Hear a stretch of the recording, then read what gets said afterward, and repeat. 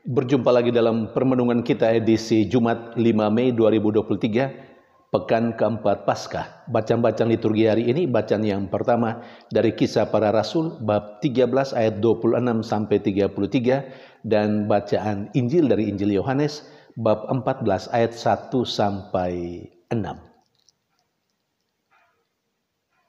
Rasul Paulus dalam bacaan yang pertama hari ini kembali hadir dalam rumah ibadah dan memberikan pesan-pesan pengajarannya kepada orang-orang Yahudi.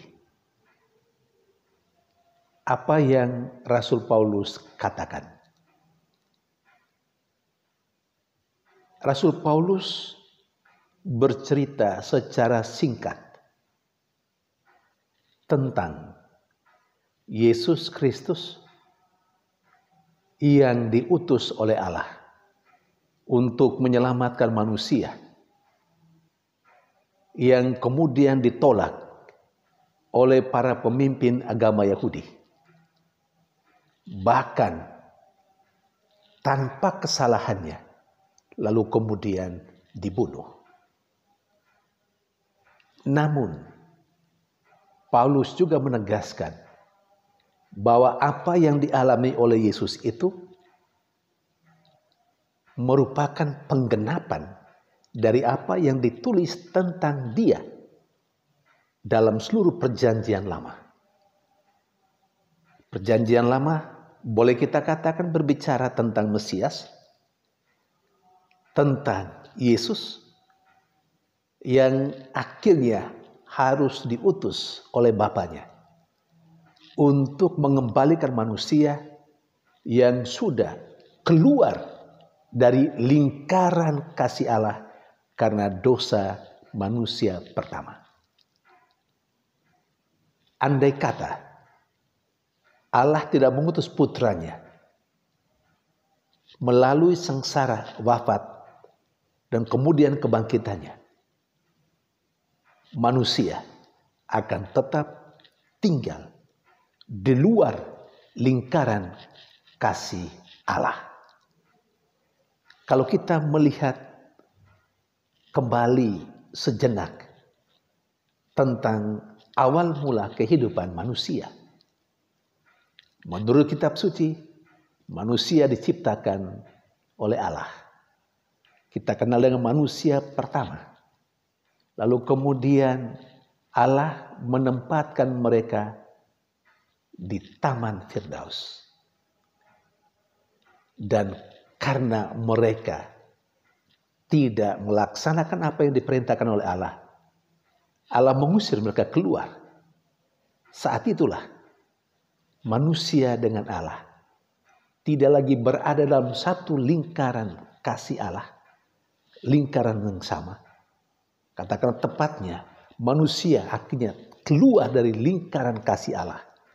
Dia diusir keluar karena dia dianggap sebagai ciptaan yang sombong, yang tidak mau mengikuti apa yang diperintahkan oleh penciptanya. Dan kalau sudah berada di luar lingkaran kasih Allah, manusia tidak mungkin dengan kekuatannya sendiri kembali masuk ke dalam lingkaran kasih itu. Hanya Allah sendirilah yang mampu membuat manusia yang berada di luar lingkaran kasih-Nya karena perbuatan dosa dan salahnya. Hanya Allah sendirilah yang mampu mengantar pulang, mengantar kembali manusia masuk dalam lingkaran kasih Allah itu. Dan karena itulah Allah mengutus putranya, Yesus Kristus. Maka sekali lagi Paulus menegaskan bahwa apa yang dialami oleh Yesus itu semua menggenapi apa yang tertulis di dalam kitab suci perjanjian lama. Saudari dan saudara yang terkasih, kalau Yesus kehadirannya di dunia ini untuk menggenapi apa yang dikatakan tentang dirinya dalam seluruh perjanjian lama, maka mencontohi kehidupan Yesus itu kita pun harus hadir untuk menggenapi apa yang tertulis bukan tentang diri kita dalam kitab suci. Walaupun ada juga, karena dalam kitab suci kita dihimbau untuk mengikuti apa yang diperintahkan oleh Allah. Tetapi lebih utamanya adalah kitab suci seluruhnya, baik perjanjian lama maupun perjanjian baru, dan terutama perjanjian baru, kita diminta untuk menggenapi apa yang tertulis tentang Allah. Bahwa Allah adalah kasih. Karena itu, kasih Allah itu harus dinyatakan dalam kehidupan manusia. Artinya, saya dan Anda, kehadiran kita mesti membuat kasih Allah itu dialami oleh orang-orang yang ada di sekitar kita. Itu cara kehadiran kita menggenapi tentang apa yang tertulis tentang Allah yang adalah kasih di dalam kitab suci. Kitalah yang harus membuat cinta kasih Allah, kebaikan Allah, kehebatan Allah dialami oleh orang-orang yang ada di sekitar kita. Saudari dan saudara yang terkasih.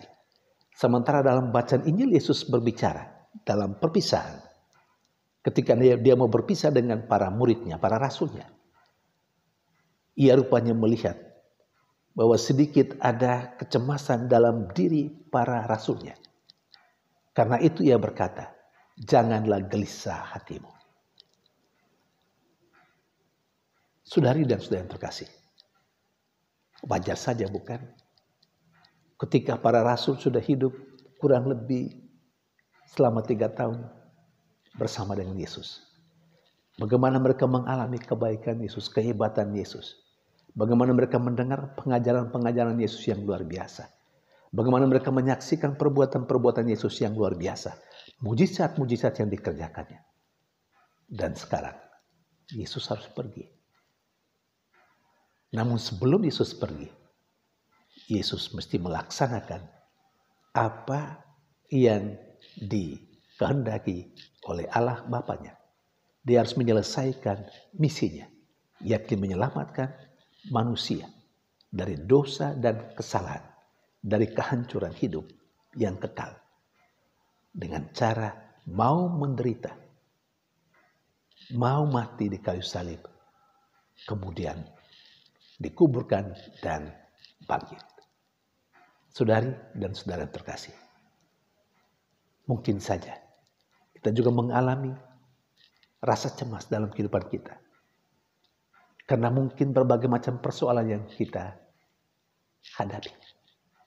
Tetapi ingat, Tuhan telah mengalahkan semua itu yang membuat hati kita cemas.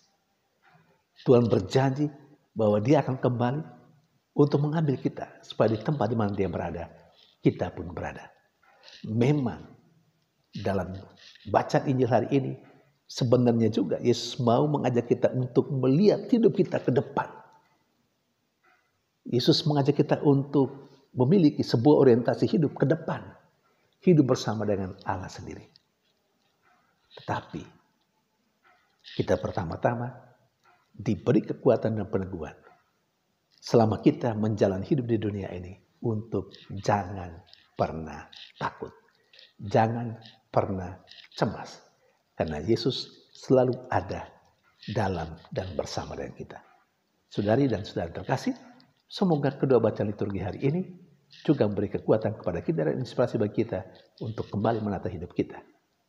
Kalau hari-hari kemarin kita cemas, ingat Tuhan mengatakan jangan takut, jangan cemas. Hari ini adalah hari Jumat pertama dalam bulan Mei. Seperti biasa, setiap Jumat pertama kita menghormati hati terkudus Yesus. Kalau kita boleh bertanya, mengapa Allah Bapa mengutus putranya yang tunggal itu? Dan mengapa Yesus mau menderita, mati di kayu salib, dikuburkan, lalu kemudian bangkit? Satu-satunya jawaban, karena Allah mencintai manusia, karena Yesus mencintai saya dan Anda. Cinta telah mengalahkan segala-galanya. Cinta tidak pertama-tama berpikir tentang kesenangan diri. Cinta selalu berpikir tentang kebahagiaan orang lain yang dicintai. Allah selalu berpikir tentang manusia. Yesus selalu berpikir tentang kita. Karena itu Yesus mau mengalami semua penderitaan. Karena dia mencintai kita. Seperti Yesus, kalau kita mencintai Allah, kita mesti mengorbankan diri kita untuk kepentingan-kepentingan Allah. Sama juga kalau kita mencintai orang lain, pasangan kita, pekerjaan kita harus berkorban. Demi pekerjaan, demi pasangan hidup. Tuhan memberkati.